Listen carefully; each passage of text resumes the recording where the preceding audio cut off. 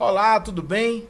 É um prazer aqui estar com vocês, receber vocês nesse podcast que será semanal. Nós teremos vários assuntos para tratar, sobretudo dentro da perspectiva da formação cidadã, a partir, ou melhor, com foco na educação antirracista.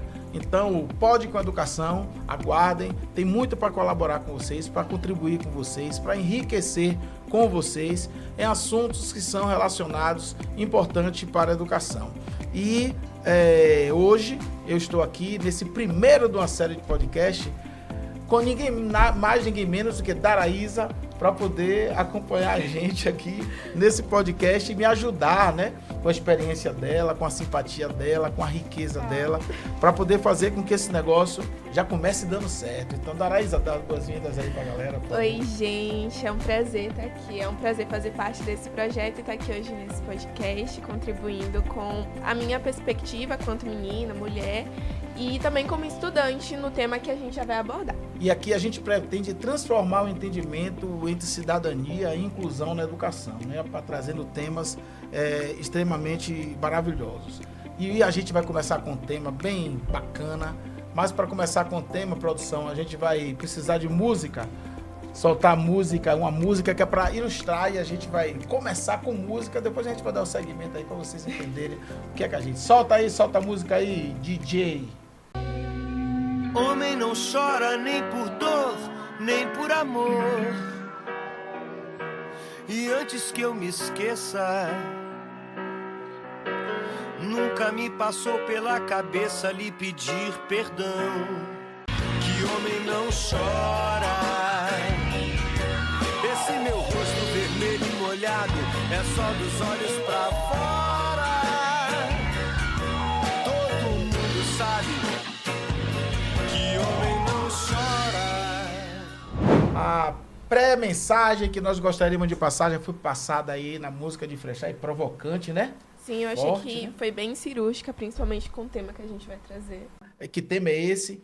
A masculinidade e o lugar do homem frente às violências contra meninas e mulheres. Que homem é esse? Então, esse é um tema bastante importante e que raramente tem sido abordado, sobretudo tratando dos homens. Geralmente, a gente tem tratado a violência contra meninas e mulheres a partir da violência cometida a essas meninas e essas mulheres, mas não olhar do maior violentador e entender por que o homem, nós vamos aqui ter números, né? Alcança hoje quase que a totalidade de crimes cometidos contra meninas e mulheres. E não apenas meninas e mulheres, meninos também. Ainda assim são os homens. A gente vai falar com quem realmente interessa ir para isso. A gente está aqui hoje com um convidado mais do que especial, uma pessoa que eu admiro muito por diversos aspectos, pela competência, pela capacidade de estudar, pela simplicidade, logo sofisticado, né? Porque a gente sabe que a sofisticação está na simplicidade. E Zé Ricardo é essa pessoa sofisticada que está aqui, ainda mais com esse nome bonito, Zé Ricardo. Que nome lindo, cara. Que é o mesmo meu xará. Tem um grau graduado em classificação social, atua como pesquisador e facilitador especialista no Instituto PDH, e a gente vai conhecer daqui a pouco o que é o Instituto PDH, para questões de raça e masculinidade, e facilitador das rodas de conversa do coletivo Pluriversais. A gente também vai conhecer, querer saber o que é isso, né? Focado em promover discussões sobre masculinidades negras. A gente está falando de uma parcela da população que está no nível de vulnerabilidade muito grande, que são homens negros. Bem, eu quero aqui agradecer a presença do nosso querido Zé Ricardo e dar a palavra para você se auto-apresentar melhor do que o que eu fiz, porque tem alguma coisa mais importante que as pessoas precisam escutar que provavelmente eu não contemplei na minha apresentação. Fica à vontade, o microfone é seu. Oi, pessoal, tudo bem? Obrigado pelo convite. Para mim, estou muito feliz de estar aqui com vocês para essa troca que já está me deixando ansioso, cheio de expectativas. E eu acho que a coisa mais importante do meu currículo, que você não falou, é que eu sou baiano de Salvador, nascido e criado na Cidade Baixa. Esse foi o ponto mais importante do currículo que a gente não abordou. Mas é isso, o meu trabalho nos últimos anos tem sido eu tenho focado, direcionado a minha energia para conversar sobre masculinidades, para a gente entender essas masculinidades, pensando num homem que é frequentemente, de quem frequentemente é tirado essa humanidade, que é o homem negro, né? Então, eu tenho uma dedicação muito grande a pensar as questões de raça, e nesse pacote todo eu tenho tentado explorar cada vez mais as questões de masculinidades, né? E como essas masculinidades negras elas vão afetar a realidade de meninas, de mulheres, de outros grupos minorizados e do próprio homem, né?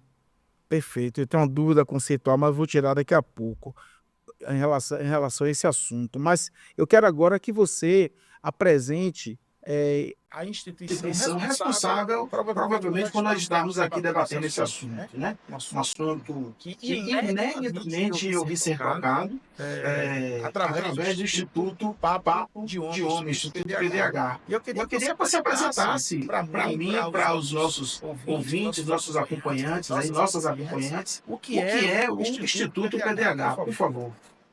É interessante como pouca gente assim do Nordeste, do Norte, conhece o Instituto PDH.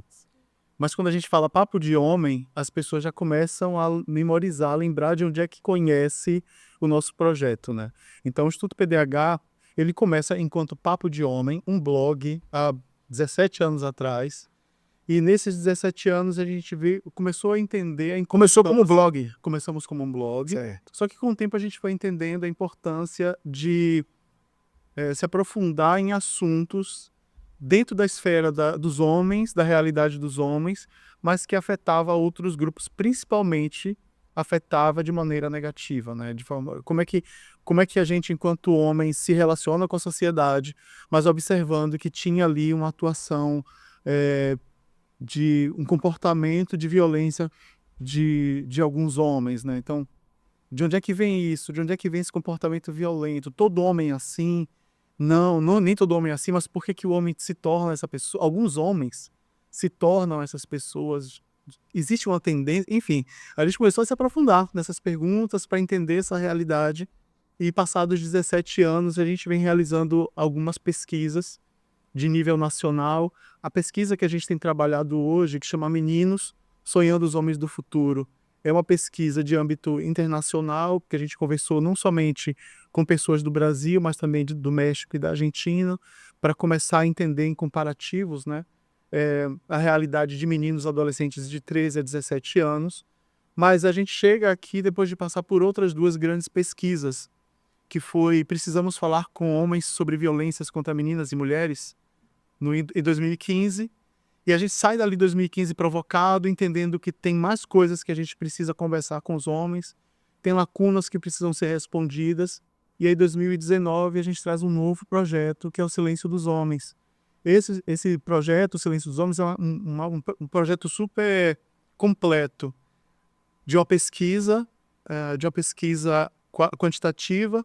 A gente gerou um documentário, e é um documentário que já teve mais de 2 milhões de visualizações, está gratuito no YouTube, e ele tem sido uma ferramenta eficaz para escolas, empresas, coletivos de bairro, coletivos de masculinidade. Como é o nome do documentário? O Silêncio dos Homens. O Silêncio dos Homens. Ele tem sido uma ferramenta para as discussões sobre masculinidade. Famílias se reúnem para assistir esse documentário, casais se reúnem para assistir esse documentário, e a partir dali discutir, né, sobre quais são esses silêncios dos homens e por que a gente insiste em silenciar algumas questões. E é daí que surge o projeto Meninos.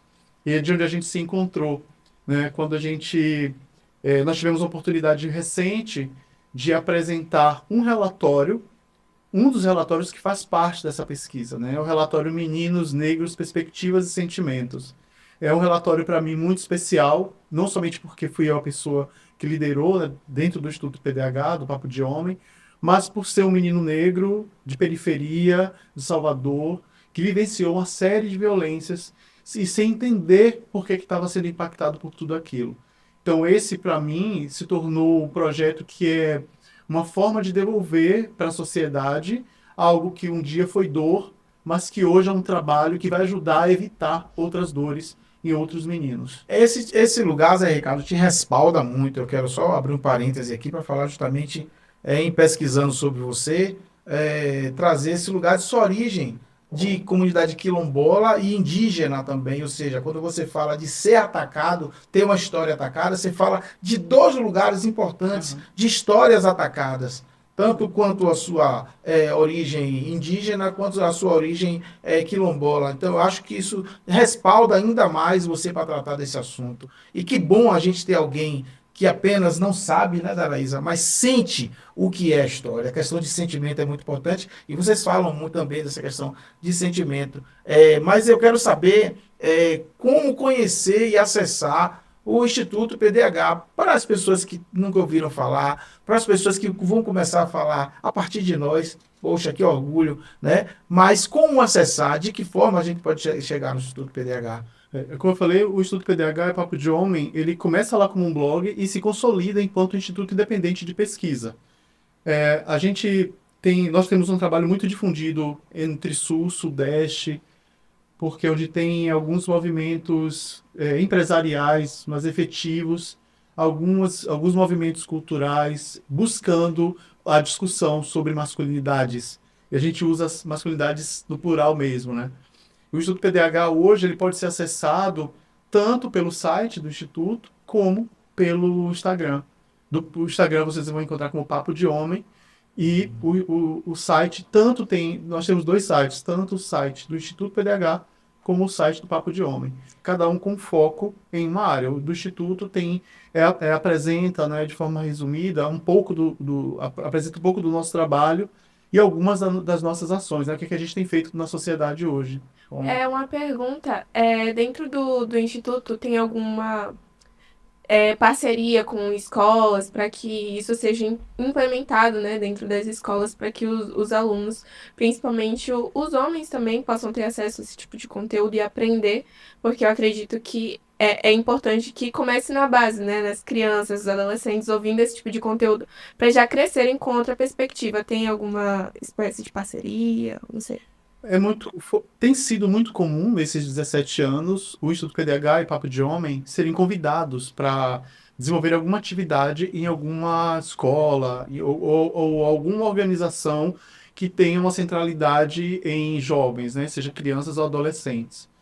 Então, as nossas ações elas são muito pontuais nesse sentido, existe uma conversa, existe uma troca, tem um interesse, a gente formata essa ação e nós vamos até a escola para fazer para realizar a ação que foi proposta, né? É óbvio que aí a gente precisa entender a agenda do Instituto, porque por mais que tenha uma proposta tão grandiosa de falar sobre as masculinidades, a gente também tem uma limitação física, né? Hoje a gente tá cada um espalhado num canto do mundo hoje, né? Nós nos espalhamos justamente para que a gente possa vivenciar a realidade de cada local, então fazer essas movimentações de agenda, de geografia, se torna um pouquinho desafiador, mas a gente está muito aberto para esses diálogos, né? A gente tem um interesse muito grande em esses espaços.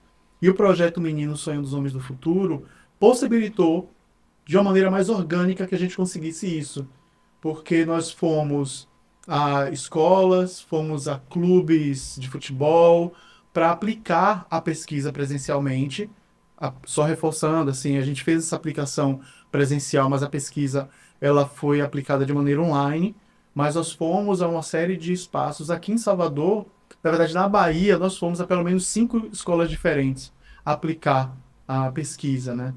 E isso permitiu que a gente começasse a divulgar o nosso trabalho de forma mais local nesses espaços que precisam ter discussões competentes e discussões efetivas sobre masculinidades, né? Deixa eu só reforçar as redes sociais do PDH, @Papo de Homem, @Papo de Homem no Instagram. No Instagram. Isso. E YouTube também, que é onde vocês vão encontrar os homens, os outros, e todas as nossas outras produções, inclusive de um tema maravilhoso que é consentimento, está lá. Muito importante. E além do site do Papo de Homem, Site também do Instituto PDH. Quero aproveitar para dizer a vocês que vai estar sempre esse episódio aqui, esse primeiro episódio de uma série de muitos, na página do YouTube do Lomanto News, portanto, Lomanto News, e no nosso Instagram, Prof. Ricardo Monteiro, @Prof. Ricardo Monteiro. Tá tudo descrito aqui no vídeo aí, na tela, para vocês lembrarem direitinho. A galera coloca isso aí de uma forma bem eficaz, tá certo? Bem, eu quero agora fazer uma pergunta que é conceitual, mas muito importante a gente abordar. Você viu a música que a gente trouxe aí, dizendo que o homem não chora, né? Na nossa conversa de bastidores, antes de estarmos aqui nesse episódio, eu falei com o Ricardo que nós apresentaríamos uma música, mas se ele que não pesquisasse a música, nem visse, que aí você pega de surpresa. Pela reação dele, ele foi pego de surpresa, né? E eu quero aproveitar para você falar um pouquinho desse tema, da forma que Frejá traz, né? O nome da música é Homem Não Chora, de Frejá. E traz uma verdade dolorosa. Uma cultura que foi implantada, que foi imposta para nós homens, de uma masculinidade talvez tóxica. E tóxica para todo mundo, sobretudo para nós mesmos homens, né? De ter que sustentar essa falsa mensagem que alguns quiseram dizer até que era verdade, que homem não chora. Mas eu quero que você me diga a diferença, ainda que aborde sobre a música, qual a diferença entre masculinidade e machismo. Eu acho que é muito importante a gente ter uma diferença em uma coisa ou outra, porque quando a gente fala de masculinidade, a nossa ignorância, ou seja, a nossa falta ou fraqueza de conhecimento, possa, né, fazer levar, né, Darese? Quem está falando da mesma coisa, né? Masculinidade e machismo. Geralmente associo. E aí, o que é que a gente pode diferenciar? O machismo, ele é um movimento que tenta estabelecer uma superioridade do homem sobre a mulher, ou eu ousaria dizer qualquer outra manifestação cultural, comportamental, de gênero, que não seja o que é tido como homem, né? Então, é uma prevalência dessa cultura, né? Então, o machismo ele se manifesta por meio de violências.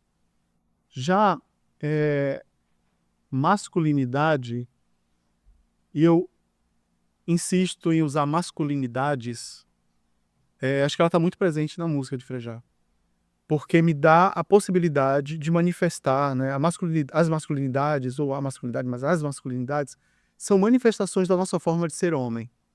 Então, eu choro enquanto homem, ou eu não choro enquanto homem. São duas manifestações de ser homem, duas formas de ser homem. Eu sou um homem que se veste de maneira tradicional, como o homem tradicional se veste, ou eu posso ser um homem que gosta de usar roupas que são tidas socialmente como roupas femininas. Então, são formas diferentes de ser homem. Não deixa de ser masculinidade. E não deixa de ser masculinidade. É diferente do machismo. O machismo é um movimento que tenta prevalecer essa cultura, esse comportamento dessa masculinidade tradicional, hegemônica, que invariavelmente vai reproduzir algum tipo de violência, né, sobre outros grupos, sobre as mulheres e todos os outros grupos que não são o homem.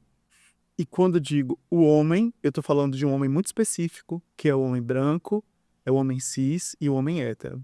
Então, esse homem que tem essas três etiquetinhas, e o homem negro não tem, o homem negro gay não tem, é esse homem que prevalece, né? Esse homem com essas etiquetas, essas marcas, esses atravessamentos específicos. É completamente diferente do que a gente pensa enquanto masculinidades. As masculinidades são manifestações. A gente pode ser homem de qualquer jeito, de formas diferentes, né? Então, elas se diferem aí nesse sentido. Sensacional. Então, deu para a gente compreender, né, Daresa, em termos conceitual, a diferença de uma coisa e outra, e para a gente poder conduzir a nossa conversa nesse sentido. Sim. Para que as pessoas compreendam, quando a gente está falando de masculinidade, a gente não está falando de machismo, né? A gente está falando de uma característica. Um caso, você trouxe uma característica. No osso, eu posso dizer que é uma patologia social, não é? A questão do machismo, né? A gente pode considerar, no meu ponto de vista, o machismo como uma patologia. Você não concorda? Pode... Não, digo, você, enquanto especialista da sua área, você está apto a fazer informação. É claro, mas ordem. É porque o machismo mata. Exato. O machismo adoece, né? Individual e coletivamente, Exato. né? Então, por isso eu entendo como uma patologia social, né? E essa afirmação do machismo mata, a gente pode pensar, tem matado muitas mulheres. Sempre matou muitas mulheres. Sempre matou pessoas de grupos minorizados. Mas tem matado muitos homens também. Porque os homens não estão dando conta dessa masculinidade específica, tradicional, machista. Não está dando para sustentar. Né? Eu estava hoje reunido com um grupo de homens, conversando sobre a importância do cuidado físico e mental, pensando, né, no Novembro Azul. E foi muito interessante ver as reações, né? Porque homens que durante muito tempo da sua vida se entenderam como parte dessa masculinidade no singular, que eu aprendi assim. Eu aprendi que homem não chora, eu aprendi que homem é forte, que não precisa ir ao médico, que homem não precisa de ir ao psicólogo. Então, um homem, né, em especial dentro dessa roda, que vinha com esse comportamento, de repente ele precisou virar a chave, porque ele não estava dando conta, ele precisava realmente se cuidar, até para cumprir um dos requisitos que a gente traz dentro dessa masculinidade hegemônica, que é o prover. Então ele refletindo, como é que eu vou prover a minha família se eu ficar doente? Então ele passou a ir ao médico para continuar, né, cumprindo a sua missão de ser o provedor da família. Você traz um elemento bacana agora para enriquecer mais ainda a nossa argumentação em rodas de conversa, que é a questão do homem não estar conseguindo mais suportar, não está conseguindo mais sustentar este lugar, né? E desde a prevenção, porque não dá mesmo, não dá para o homem de uma família tradicional hoje sustentar, suprir as necessidades de uma família sozinho, né? Enquanto homem é muito difícil. Eu estou falando estou generalizando, estou falando de uma forma geral. Não dá, e sobretudo do ponto de vista emocional, que é o mais importante. Então você sustentar uma cultura que já perdura já de muito tempo, e nós fomos forjados, nós fomos criados, né, dentro de uma cultura machista, dentro de uma cultura patriarcal. As pessoas da minha faixa etária foram criadas na época da ditadura militar, ou seja, que reforçava todas essas características de machismo, de patriarcalismo, enfim, tudo isso foi reforçado nesse período, e a gente está vendo que não está dando para sustentar. Por quê? Muita coisa mudou, muita coisa se transformou, e essa cultura ela ainda prevalece em alguns núcleos, né? Com algumas pessoas que você, mais uma vez, citou muito bem. Mas eu quero entrar agora na questão do projeto Meninos Sonhando os Homens do Futuro. Eu quero entrar nessa questão do projeto porque eu acho que você chega a sorrir quando a gente falou, porque a gente vai entrar na sua praia, né, em relação à questão do projeto. Eu queria que você falasse da gente, dos pilares, né, os 3 pilares do projeto. E é importante que traga para todos nós e criar esse projeto efetivamente, de forma que as pessoas que sejam entendam, e o quanto os dados, o quanto esses sites, as descobertas, as constatações que o projeto traz para a gente pode ajudar a nossa sociedade. Eu sorri, o olho brilhou mesmo, porque é quando eu me encontro com o PDH, né, com o Instituto PDH com Papo de Homem, nesse momento do projeto Meninos, e eu tive o privilégio assim, de ser inserido em diversas frentes, né, do trabalho desse projeto.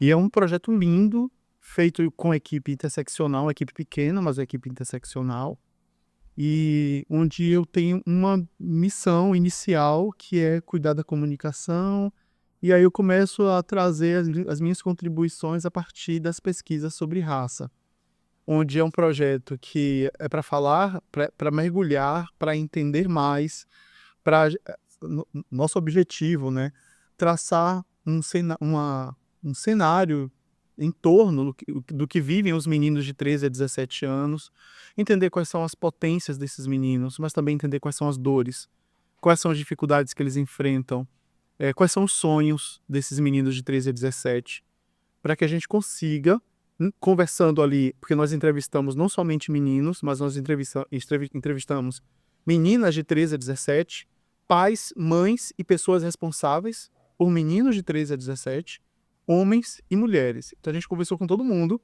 para entender como é que está todo mundo olhando para os meninos, né? E esse projeto ele tem 3 grandes pilares.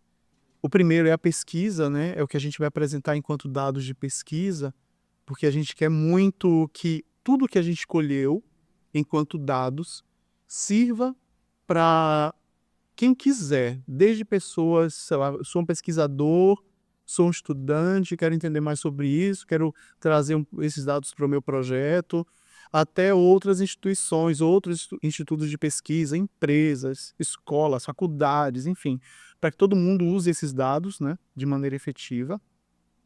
Um outro pilar é o documentário, e aí, assim, também é outra coisa que me enche os olhos demais, assim. Eu fico muito feliz de estar dentro desse projeto, porque eu estou ali na idealização da pesquisa quantitativa, nos diálogos com as famílias e com especialistas na pesquisa qualitativa, mas eu também sou a pessoa que vai estar junto com a equipe do PDH, processando esses dados, lendo esses dados para montar esse segundo pilar, que é justamente o documentário. O eixo central a narrativa desse documentário, a gente tem como tema, né? Essa realidade, mapear essa realidade de meninos de 13 a 17, mas o eixo central é uma expedição na natureza. Nós formamos um grupo com 11 meninos, claro que tudo feito de maneira organizada, com suas famílias, com instituições onde eles estudavam, enfim. E nós fomos para a natureza com esses meninos, para a Serra do Papagaio, ali fica entre Minas, fica em Minas, né? Mas ela não fica em Minas, enfim. E a gente fez uma expedição, uma excursão, uma caminhada com esses meninos, onde nós fomos aplicando elementos de um currículo que a gente está desenvolvendo, que é o terceiro pilar, que é o currículo Meninos do Futuro.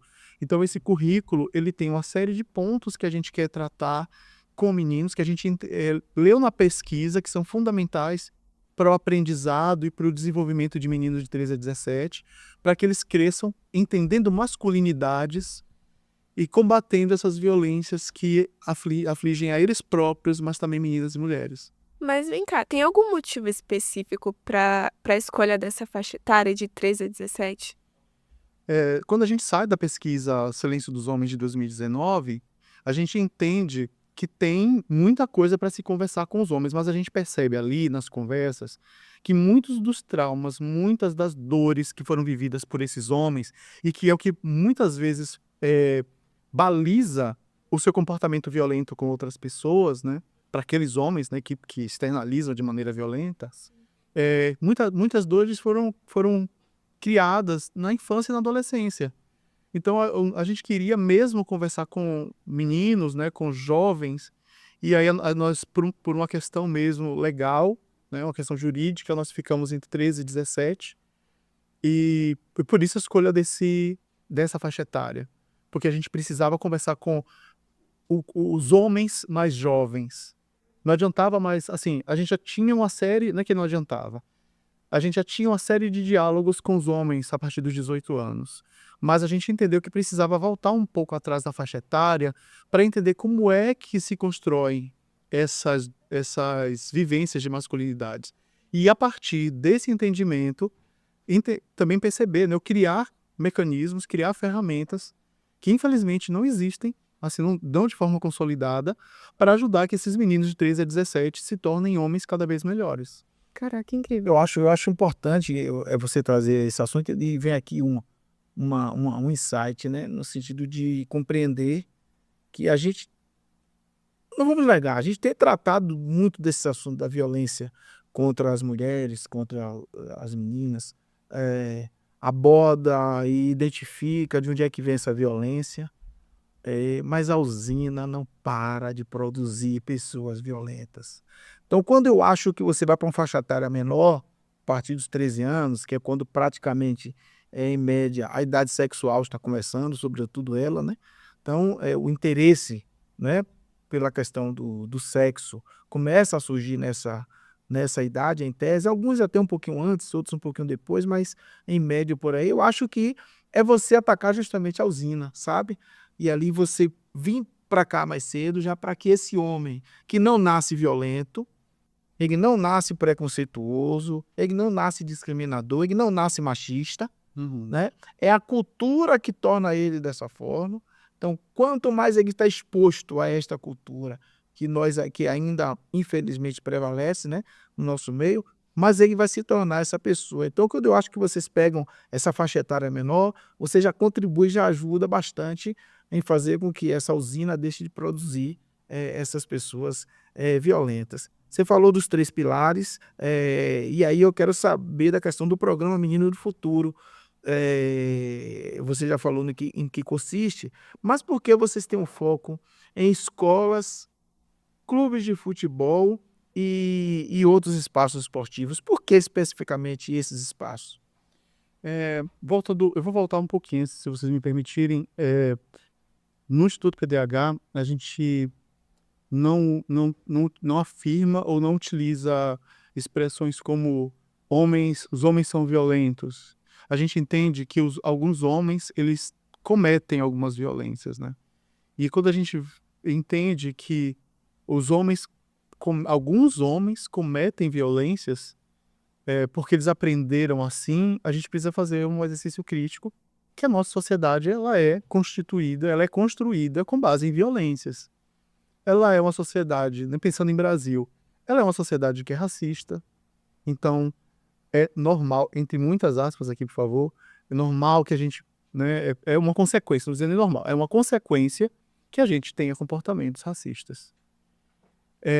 Se a gente é uma sociedade que foi construída com base nas violências sobre as mulheres, a gente vai ter uma sociedade misógina. Se a gente é uma sociedade que prevalece um grupo específico, que é um grupo que está ali centralizado no sul e no sudeste, porque a gente vai buscando a história, a gente vai entendendo, né, que os nordestinos eles precisam sair de onde eles estão para ajudar a construir essas sociedades. Então a gente vai ter uma sociedade exatamente. Então a gente aprende que é normal reproduzir violências. Não é.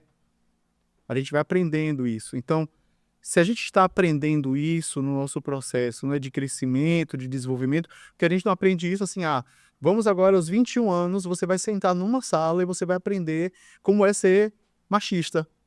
Não é. A gente vai aprendendo isso enquanto homem ao longo da vida. Em todos os lugares. Em todos os lugares. Então, mesmo que eu seja um menino super carinhoso em casa, super acolhedor, protetor da minha mãe, das minhas irmãs, alguém que tá junto, que manifesta carinho, que manifesta amor porque recebe isso em casa, ou até que não recebe, mas manifesta, né, tudo isso,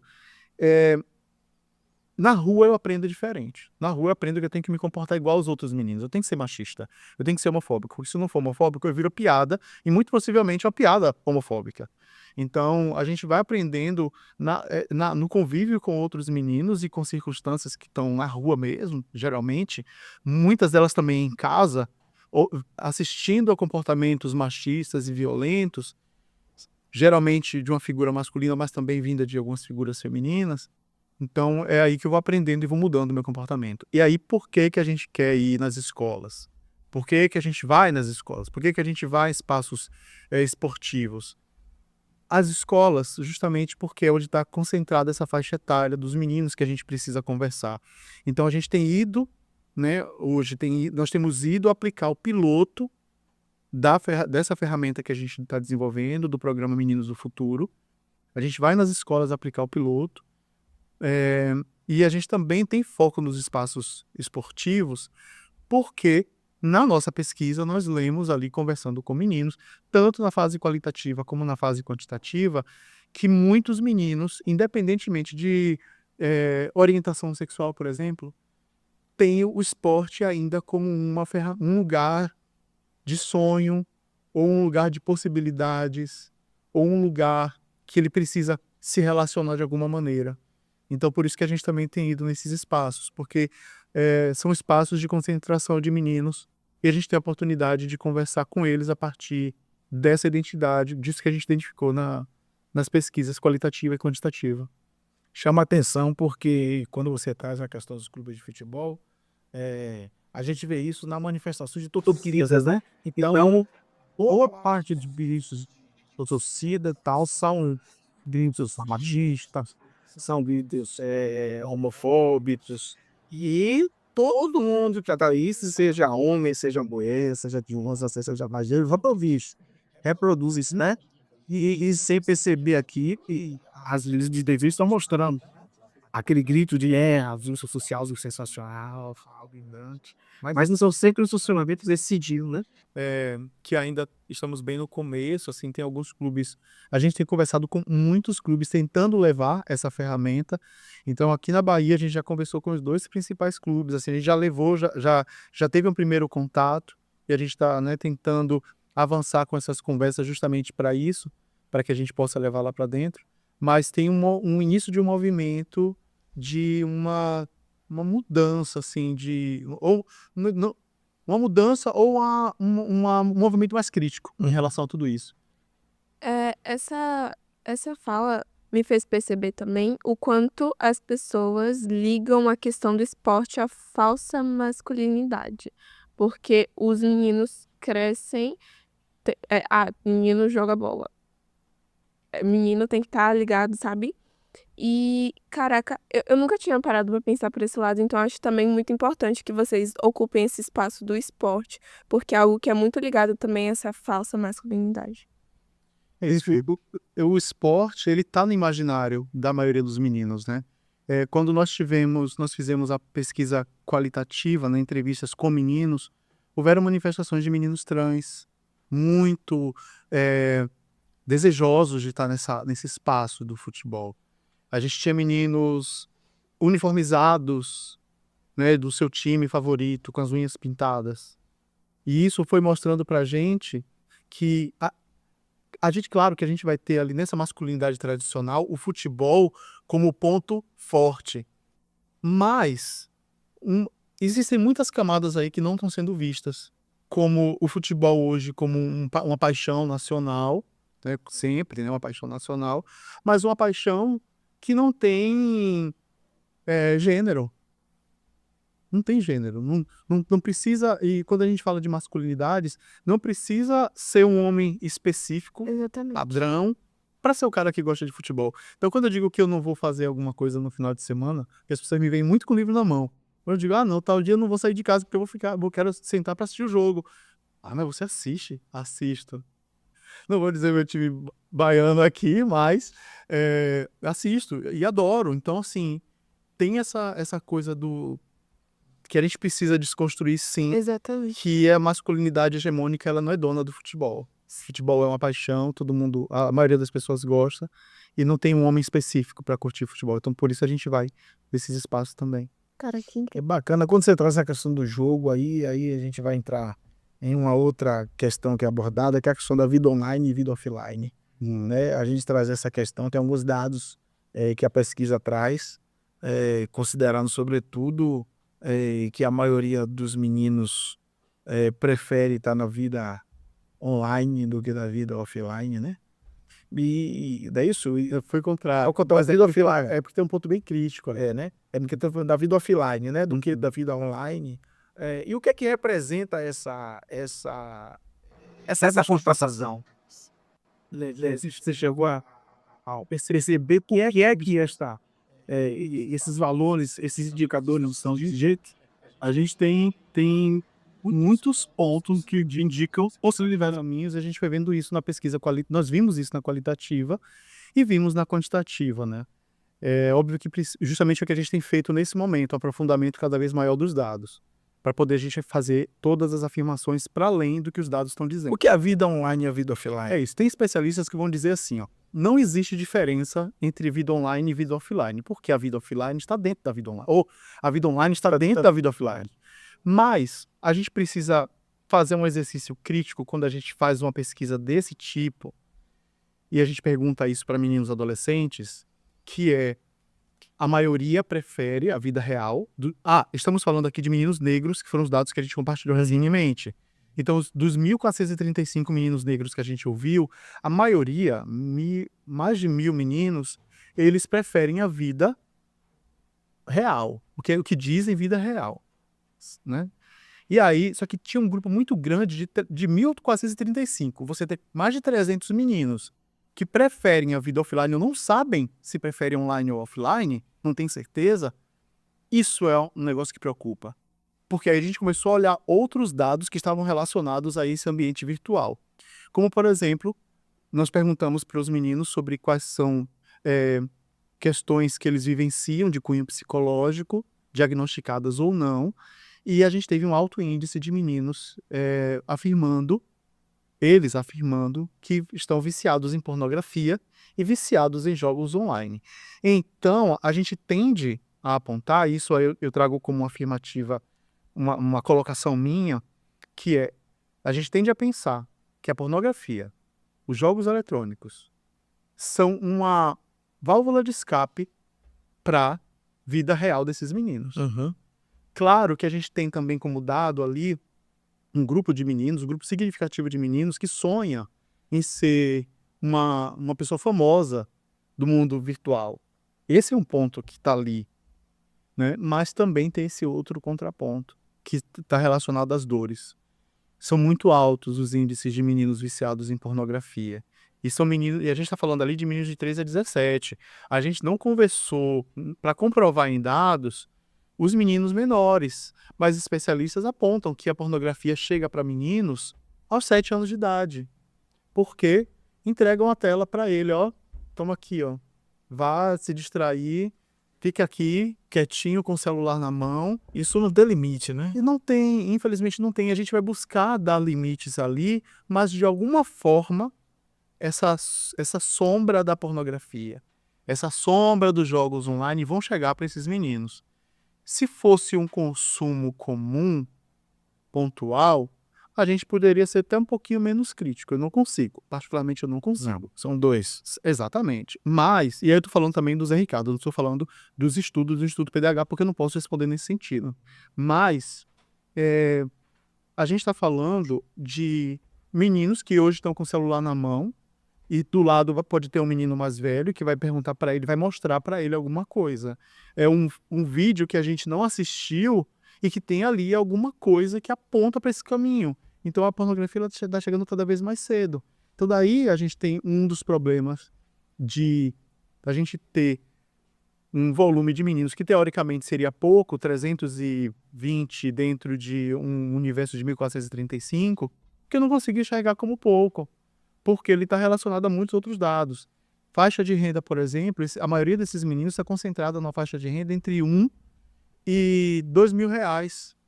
Então quer dizer que são famílias muito pobres. Sim, sim. Daí a preocupação, daí a crítica em relação a tudo isso. E a necessidade da gente realmente estar preocupado e buscar algum tipo de ferramenta que ajude esses meninos a entender que tem muita coisa para além da vida virtual. Tem uma situação muito bacana, assim, de compartilhar, né? Porque tem esse universo preocupante todo. Na nossa expedição, tinha um menino, assim, um menino que ele dizia para a mãe, ele não tinha certeza se ele queria ir para a expedição. Até o final, assim, ele ficou muito pensando em desistir, e a gente ouvindo e respeitando a opinião dele, mas no último minuto ele falou que ia. E quando acaba a expedição, na expedição eles não tinham acesso a celular, nada de tecnologia. A maior tecnologia na mão desses meninos foi a bússola e o mapa. É o que eles usavam, né? Então, quando eles ficaram 7 dias sem acesso ao celular. Né? O celular foi recolhido na subida da montanha e foi devolvido somente na volta. Quando eles voltam, esse menino em especial, ali seus 13, 14 anos, ele fala para a mãe que ele só fica... Poxa, mãe, eu percebi que eu fico muito no computador porque eu não sabia que tinha tudo isso aqui fora. Então, tem uma outra questão aí que é perspectiva. O que é que a gente está mostrando para os nossos meninos negros de perspectiva? Coisas que estão relacionadas às vivências deles e que não estão relacionadas às vivências deles ainda. Coisas que eles não conhecem e que, se eles tiverem acesso, eles podem manifestar toda a potência, toda a capacidade que eles têm. Mas antes de tocar nesse assunto, você pontuou sobre a questão do vício em pornografia e também em jogos online. Como é que isso pode contribuir para essa idealização da falsa masculinidade nos jovens? Essa masculinidade, eu estou entendendo que a falsa masculinidade você traz é o que eu trago com masculinidade tradicional, ou masculinidade Isso, que é exatamente. essa mais que todo mundo entende quanto, né? Isso. Ela contribui de forma negativa porque a gente, enquanto homem, a gente já se sente universal, né? A gente não precisa discutir sobre nós, homens. Porque está dado socialmente que os homens estão no topo da pirâmide social. Nós somos pensando em questões de gênero, né? Nós somos o topo. E as mulheres que se virem. E aí, quando a gente tem meninos cada vez mais jovens e homens que continuam consumindo pornografia, a gente vê ali, naquele conteúdo, um reforço da dominação do homem sobre a mulher. E aí está a questão. Porque eu continuo alimentando, que eu sou melhor, que eu sou maior, que eu sou importante, que eu tenho que dominar, que eu tenho que controlar, que tem que ser do meu jeito. E isso é um problema muito sério.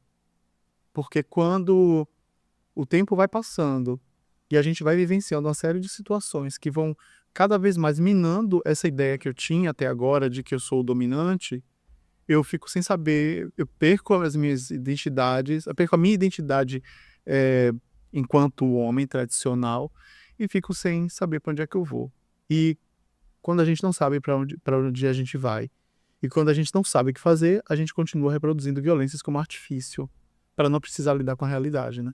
Tem dentro da pesquisa que você liderou, tem alguns dados assim fundamentais, eu sugiro inclusive que as pessoas acessem. Daqui a pouco a gente vai falar sobre como a gente ter acesso a mais dados, né, daqui a pouco, mas tem um dado interessante, Danezinho, que ele trazia aqui para a gente discutir, que diz que 7 em cada 10 meninos negros têm medo de serem acusados injustamente de assédio. E esse número, eu estou falando de meninos negros. Quando vai para homens negros não fica muito diferente não, fica ali entre 10, né? Entre 6 e 60% praticamente tem medo de ser acusado injustamente de assédio. E eu confesso a você que é uma coisa que me preocupa, porque como a gente foi forjado em uma cultura que a gente não sabia discernir uma coisa da outra, essa questão entre consentimento, assédio e paquera é uma confusão muito grande hoje, não é?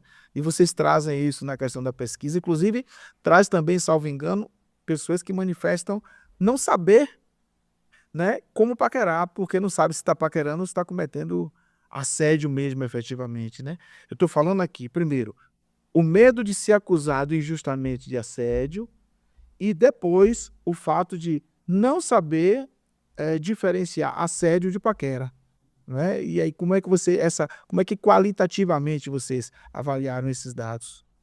Nós fizemos algumas perguntas que estão relacionadas a esse universo do consentimento. A gente perguntou isso para meninas, a gente perguntou isso para os meninos, perguntamos para os pais, para as pessoas adultas.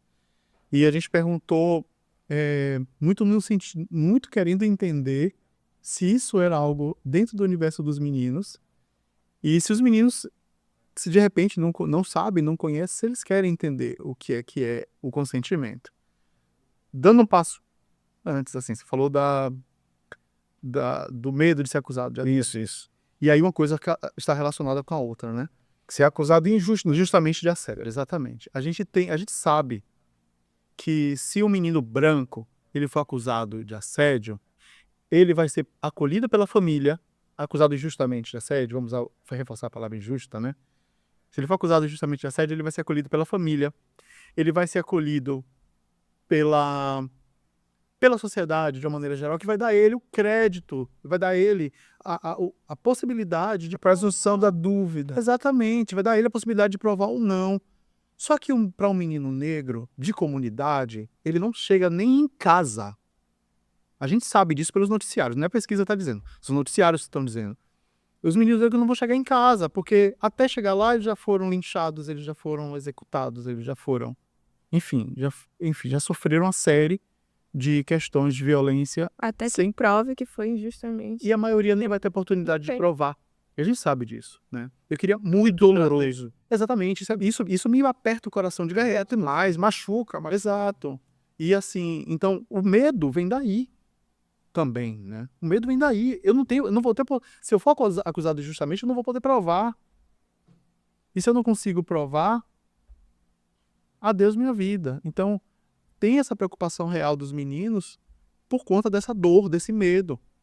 Eu quero trazer você como comunicador e pesquisador, sabe que logo no período pós-abolição da escravatura, muitos dos nossos antepassados, os homens negros, foram acusados injustamente de estupro. Aqui é doido. Vivenciou-se muitas essa história. Quando, na verdade, quem estuprava não eram exatamente, eram mim. A minha cor de pele, ela está relacionada diretamente a isso. E eu sou uma pessoa negra clara, muito clara, inclusive. Ela não está só relacionada ao fato de eu ser uma pessoa que tem uma origem indígena. Mas é como se construiu a minha família, a minha parte indígena da família. Que foi o vazio na violência. É doloroso a gente entender, mas é real. Eu não vou entrar em detalhes, porque aquele peso também fazer o Jabão assistir as meninas incomodadas. Mas é exatamente isso. Então, nesse período, a gente já tinha uma série de acusações, né? E tinha sanções. Nós vivenciamos sanções enquanto homens negros pós-período de escravização. E isso tinha um objetivo também. Precisava tirar o homem negro da rua e precisava reduzir o volume de famílias negras na cidade. Então, quanto menos homens negros, menos famílias negras, né, se formando. Tem uma questão aí de clareamento da população também nesse sentido. Essa é uma informação, isso você está trazendo uma informação, é um dado que embora um dado também doloroso de saber, mas eu acho que a gente reforça pouco o conhecimento sobre essas informações, sabe, na nossa sociedade. É importante que a gente aproveite, inclusive, aqui, né, esse veículo de comunicação para estar trazendo para as pessoas o que aconteceu efetivamente. Mas isso se dá, essa questão de não se conversar muito sobre isso, é justamente porque nós também crescemos, além dessas coisas todas relacionadas a essa masculinidade hegemônica, a gente também cresceu, principalmente nós aqui do Nordeste, com uma falsa ideia de comunhão entre as raças. Que todas as raças convivem bem. Não é bem assim não, gente. Absolutamente A gente não é. precisa tirar essa ideia que foi colocada na nossa cabeça, que foi inserida na nossa literatura, que foi assim, a base da nossa cultura durante muito tempo, e fazer o exercício crítico de poxa, existe uma comunhão entre as raças. As minhas, pensando nas minhas características, na minha origem indígena, na minha origem preta, Como é que hoje eu preciso me esforçar tanto para atingir um determinado lugar social? Por que eu preciso de tanto quanto uma pessoa branca que tem metade ou menos da metade da minha capacidade intelectual não consegue atingir o mesmo lugar com uma facilidade muito grande? Então a gente precisa fazer esse exercício. Isso está posto, né? Isso está posto e a gente precisa de fato enxergar a realidade. A realidade, ou seja, o que é fatidicamente, não apenas aquilo que a gente gostaria que fosse, e trazer esse lugar do que gostaria que fosse para efetivamente o que é, que de fato não é. E é importante salientar também, por causa da gente esse discurso, esse discurso crítico, as pessoas vão pensar, mas está atacando as pessoas brancas. Não é. Não está atacando ninguém, está atacando um sistema, que aí sim a gente precisa atacar.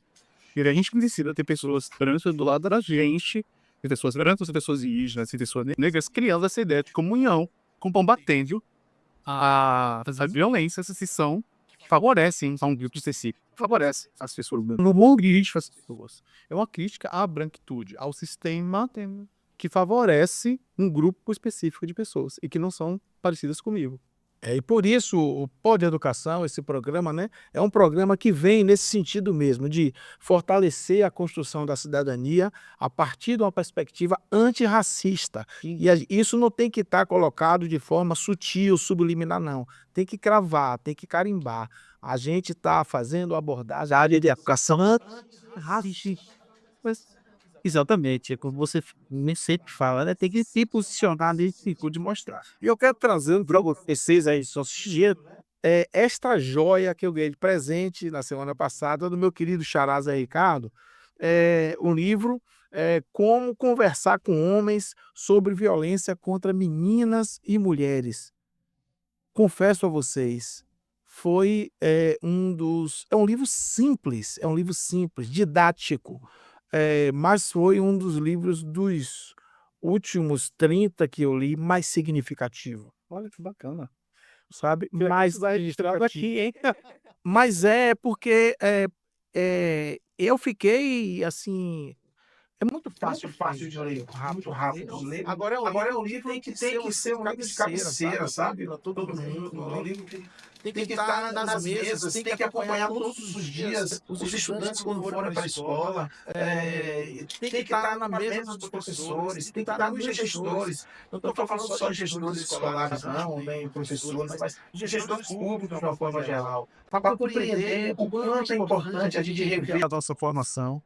E que tem jeito, tem solução. Esse livro é sensacional porque ele traz essa capacidade pedagógica de fazer com que essa formação efetivamente aconteça. Então, eu quero sugerir a vocês. Vai estar aqui aparecendo, não sei se é aqui embaixo ou do lado, o QR Code que dá acesso ao livro virtual. Olha que joia! O livro é tão bom que ele é acessível, é democratizado, é popularizado. Qualquer pessoa pode ter acesso. E digo a vocês vão se surpreender com este livro, que ele é de fácil entendimento. Então, uma criança a partir dos 8, 9, 10 anos consegue entender o que está nesse livro. E o homem de 60, 70, 80 anos consegue entender esse livro e se ver neste livro. Isso é muito importante. Então, eu quero só que você faça uma ressalva desse material, né? E também, se alguém quiser adquirir fisicamente livro, Onde é que pode adquirir? Tem uma notícia, né? Se bem que a boa notícia você já deu, que é um livro que está disponível virtualmente, todo mundo pode baixar. Tem esse link que está sendo disponibilizado, tem o QR Code que está sendo disponibilizado na tela, mas também tem quem quiser também tá com o celular, já está usando a rede social, vai lá no perfil do Papo de Homem no Instagram, lá tem o linkzinho, só baixar. olha aí, O livro tá facinho. Como mulher, eu indico que também as mulheres, além dos homens, leiam, porque traz uma perspectiva diferente do que a gente está acostumado a ouvir também. Então, eu tô aprendendo muito com o livro, eu gostei de verdade. Maravilhoso te ouvir dizendo isso, assim. Você não tem ele físico, né? Não. Já tem. Ainda bem. Mas você nem me diz o açaí, já vai. E assim é só. E aí, não, eu te dou o livro. Notícia, mas não era boa, mas aí a minha notícia é ruim. A gente tem uma tiragem limitada. E elas já desgotaram. Então a gente hoje. Por isso a gente tá reforçando. Tá sem convenção, tá indo, mas ela na verdade, Isso vem digital e ela tá vinculada a uma secretaria de governo. Então a gente não dando muito detalhes, e também essa versão reduzida. As pessoas precisavam de um tamanho um pouco menor para os objetivos que eles tinham. Esse trabalho foi um trabalho de, sei lá, acho que quase um ano, onde essa já é uma reedição. Ela já é uma reedição. Tá no trabalho nosso. parece que tá na quarta, salvo engano. Ela já é uma reedição de uma outra cartilha que a gente montou, e dessa vez a gente ampliou, trazendo a visão de pessoas diferentes, de áreas diferentes, de pensamentos diferentes do nosso pensamento do Instituto. Então a gente trouxe pessoas da Igreja Evangélica, por exemplo, para lerem o livro com a gente, para dizer o que é que elas achavam, o que é que muda, o que é que vocês acham que está distante do seu público e que pode aproximar. Então, Nossa, foi um muito diálogo. importante isso. Tudo que o PDH faz, ele tem esse objetivo, sabe? Da gente conseguir conversar com pessoas que pensam diferente, porque elas também são afetadas pelas mesmas questões. Sim. Cada um numa proporção diferente, talvez em lugares diferentes, mas todo mundo acaba sendo afetado. Então a gente fez essa reedição ampliada, um trabalho muito cuidadoso da nossa equipe. Infelizmente eu não estava diretamente acompanhando e trabalhando nesse livro, mas a cada notícia, a cada texto que era aprovado, a cada ilustração que era aprovada, ia deixando a gente cada vez mais feliz por ser um trabalho que ele tem exatamente a função que você trouxe. A função dele é servir mesmo como um guia. É claro que não é um guia onde você tem um comportamento ali que não pode ser, que tem que ser seguido à risca. Entenda, mas é uma referência do cenário, exato. Isso, ele entende o cenário e aplica na sua realidade. Esse só posicione, eu acho que leia, entenda o cenário e se posicione. Eu acho que independente de qualquer coisa, você não pense se fazer escolha é cego. Outra coisa é você fazer escolha consciente. Ainda que esteja aquilo que não é socialmente correto, adequado, mas uma escolha consciente é diferente de escolha inconsciente, né? Então, a gente traz a questão da responsabilidade. Portanto, galera, livro maravilhoso. Cara, é que, ó, eu sei que ela tá assistindo esse podcast aqui, um cacete de gente, sabe? Mas, sobretudo, educadoras e educadores da rede estadual da Bahia estão acompanhando. Eu sei que vai chegar, inclusive, a nossa secretária estadual, Professora Rovena Brito, que é muito sensível. e atento para ela. Procure saber, e se quiser, a gente dá informação, leva até as pessoas que cuidam disso, porque será transformador. A nossa secretária é uma feminista, é uma mulher poderosa, e eu sei que ela pode, junto com o Instituto PDH, fazer essa transformação que eu constatei que é possível. Constatei que é possível. Portanto, vamos trabalhar nesse sentido, tá certo? É importantíssimo reforçar. O Instituto PDH, O Papo de Homem está aberto mesmo para conversar sobre essas visibilidades, porque a gente não está pensando em ganho financeiro. A gente está pensando na ampliação do discurso. Um contato com a secretaria, com a Secretaria de Educação, ou outras secretarias de governo, por exemplo, possibilite uma nova edição desse livro, que está adaptando para a realidade local, serviço é muito perigo, é fundamental para que esse discurso não pare. Você é um material de extrema qualidade, está circulando pelo mundo inteiro e precisa ser explorado. cada vez mais. E Como estudante, eu poderia falar claro que o livro traz uma temática importante que eu acho que deveria ser ensinada nas escolas, sabe? Eu, como estudante, gostaria de ver também nas escolas. Eu acho que os colegas também são importantes para isso. Sensacional, né? Gente, a gente infelizmente está finalizando o nosso podcast, porque a gente também tem que ser didático, né, na utilização do tempo, mas claro que lá na frente a gente vai voltar a conversar com o Zé Ricardo, com certeza, com o Instituto PDH também, vamos trazer para uma conversa e dizer a vocês que hoje, segunda-feira, a gente está tendo a primeira de uma série de bate-papos do nosso Pod com Educação, o podcast que trata a educação, buscando a formação da cidadania numa perspectiva antirracista, mas trazendo pessoas que podem colaborar, contribuir conosco nesse fortalecimento, nesse enriquecimento, porque o que a gente está buscando aqui é a verdadeira riqueza, não é? Que é a riqueza da luz, aquela que tira a gente da escuridão efetivamente e coloca a gente no lugar para cumprir a missão que a gente veio para cumprir na Terra, que Deus botou a gente na Terra, que é para cumprir, que é ser feliz. Nada mais, nada menos que isso. A gente está aqui para ser feliz, é esse o nosso objetivo, é essa a nossa intenção e vamos acordar que a gente veio ao mundo para isso. Portanto, vamos lá, sigam a gente aí aqui no canal do YouTube do Lomanto News. Siga aí, marca o sininho, se inscreva bastante, compartilhe com outras pessoas esse bate-papo importante e os outros que virão. Vá na nossa rede social, @Prof. Ricardo Monteiro no Instagram, @Prof. Ricardo Monteiro. Você vai ter acesso também a esse material e a tudo que vai acontecer durante essa série aí, que a gente não espera que dure muito, né, Daraísa? Batendo papo aqui sobre educação antirracista, sobre cidadania. E quero dar aqui a palavra a Zé Ricardo para ele fazer as considerações finais dele e falar o que acha de importante nessa conversa, né, para finalizar essa conversa. Mas antes, agradecer, Zé Ricardo, a sua presença, ao seu carinho, ao seu chamado. Enfim, essas palavras maravilhosas que você sempre solta aí. Passa para aquela câmera lá. Hoje eu me sinto provocado vendo essa movimentação dos jovens a provocar quem assiste esse vídeo, principalmente se for jovem da minha idade, assim, jovem dos 40 para cima, dos 30 para cima, que busque enxergar nos jovens a potência que eles têm. Não vamos entender que todos os jovens vivem a mesma realidade ou sempre vivenciaram a mesma realidade, porque não é bem assim. Então, eu provoco a vocês a olhar para os jovens enxergando quem eles realmente são, dando para eles as oportunidades que eles merecem, para que eles se mostrem de verdade, para que eles entendam que estão sendo vistos e para que eles tenham as oportunidades que talvez a gente não tenha tido em algum momento da nossa vida. Então, vamos olhar para os jovens de verdade e fazer com que eles se sintam acolhidos e que estão sendo vistos. Uau. É isso aí, turma. Pode. a próxima semana nós trataremos outro tema para vocês também, tá certo? Durante a semana a gente divulga qual é o tema para vocês. Valeu, Dara. Obrigado. Obrigada, eu que agradeço pela oportunidade de estar aqui. Obrigado. Obrigado também. Obrigado, galera. Beijo. E até a próxima.